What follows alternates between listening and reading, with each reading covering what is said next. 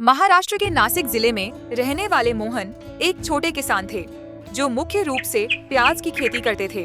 कई सालों तक उन्होंने पारंपरिक तरीकों से खेती की, लेकिन कभी मौसम की मार, कभी बाजार में गिरती कीमतों की वजह से उन्हें नुकसान उठाना पड़ता था।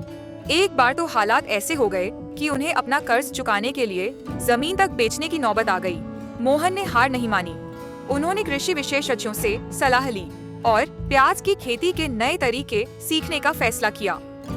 उन्होंने स्टोरेज तकनीक सीखी, जिससे वह प्याज को लंबे समय तक सुरक्षित रख सकें और सही समय पर अच्छी कीमत में बेच सकें।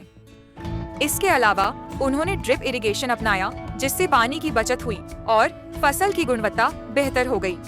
पहले मोहन अपनी फसल को बिचौलियों के जरिए बेचते थे, जिससे उन्हें बहुत कम मुनाफा मिलता था, लेकिन उन्होंने सीधा ऑनलाइन प्लेटफॉर्म और थोक बाजार से जुड़कर अपनी उपज को सही दामों पर बेचना शुरू किया। उन्होंने प्याज को प्रोसेस करके प्याज पाउडर और अचार बनाने का भी काम शुरू किया, जिससे उनकी आमदनी और बढ़ गई।